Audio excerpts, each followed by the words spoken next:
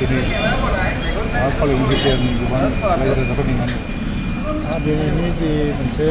budget session जोबोद मोजां होननानै आं बुंनांगोन फ्राय 1 लाख 19 कोटि टाकानि बाजेटफोर दं आरो बेनि गेजेराव जि रेभिनिउ बाजेट बेनिफ्राय 96,000 कोटि केपिटेल बाजेटआ बिदिनो बेनि बाखिया केपिटेल बाजेट दा वेलफेयार बड'लेण्ड डिपार्टमेन्टनि मुङाव जे स्टेटनि फान्ड बेनिफ्राय जि थाङो बेथ' आलादा बाथ्रा नाथाय माखासे फ्लेगशिप प्रग्राम लानाय जादों जेरैहाय माने क्रस ब्रिडिं मोसौ गाय जे हाइब्रिड बे क्रस ब्रिडिं सिस्टेम बाहाय मोसौनि जि आबाद जि मोनसे इन्डास्ट्रि गाइखेरनि इन्डास्ट्रि मोसौनि थाखाय बेखौ फेहेरनो नाजानाय जादों लोगोसेयैनो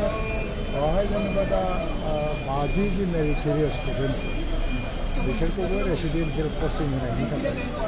थांखि फोसावनाय जादों लोगोसे बेवहाय बिदिनो केटेल मिल्क मोसौ गायनि जि गाइखेर बेखौ बिनि दारैहाय मोनसे इन्डास्ट्रि गायसननाय बेनिखायनो दा देग्लायनि बाजेटआव वेलफेयार बड'लेण्ड डिपार्टमेन्टनि मुङाव थारमाने बिटिआर ओनसोलनि थाखाय वेलफेयार बड'लेण्ड डिपार्टमेन्टनि मुङाव 3,512.25 crore बेनि मोनसे प्रप'जाल आरो जों बाहायनो हायोबा बे फैसाखौ जों मोनलांगोन बिदिनो बाहाय मोनसे दंबावो आरोबाव बड'लेण्ड हेन्डलुम मिशन आरो बिनि आन्दाराव जेनेबा हेन्डलुम क्लास्टार गायसननाय जायगा आरो लोगोसेनो जायफोरनाखि सि दाग्राफोर उइभार्सफोर बिसोरनि इनकाम जेनेरेसननि थाखाय बेवहाय रां बे 3,000 कोटि रांखौ 3,512.25 कोटि रांखौ हमनाय जादों लोगोसेयैनो आङो सयल कनजारभेसननिबो मिनिस्टार हिसाबै गासै आसामाव दा 280 माने फ्राय बिगा वाटार 280 बां वाटार सेट मेनेजमेन्ट PMKSYनि आन्दाराव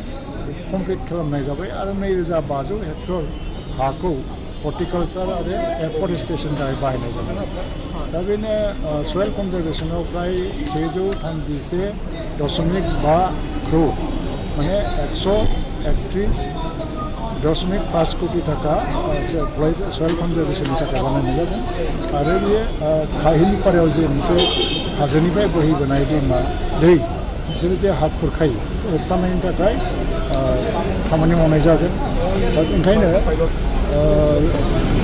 सयल कनजारभेसनाव बेखिनिखौ होनाय जादों प्लास हेन्डलुम एन्ड टेक्सटाइल सेक्टराव गासै 422.42 crore माने 422.46 कोटि टाका हमनाय जादों बेवहाय हेन्डलुम एन्ड टेक्सटाइलाव उइभार्सफोरनि इनकामनि थाखाय आरो बेनिफ्राय जे जोंनि आसामनि जि खिलन्जिया इन्डिजिनास जातिफोरनि आर'नाइ गामसा फालि बेखौ बायनायनि उनाव 80 crore जिखिनि हमनाय जादों बे आसनिखौ लाफाजोबनानै 422.42 crore कोटि टाका बेखौ हमनानै होनाय जादों बे बाजेटआ जोबोद मोजां बे ओनसोलनि थाखाय आरो SOPD दा सोलिबाय थानाय SOPDनि आन्दाराव दा अबयसे बिनि माबाया आलादा जाहैबाय थ' BTC ओनसोला देग्लाय बोसोरारि रांफोरखौ मोनलांगोनानो नाथाय बे 3,000 कोटि जों माखासे फ्लेगशिप प्रग्रामखौ मावनायनि गेजेरजों आरो डेभेलपमेन्टनि खामानि मावनायनि गेजेरजों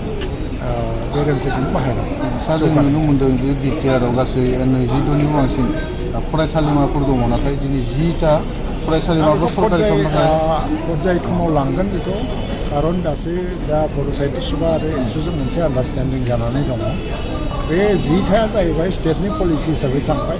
बाखि थालांनायफोरखौ बर' एकर्डनि बर' गोरोबथानि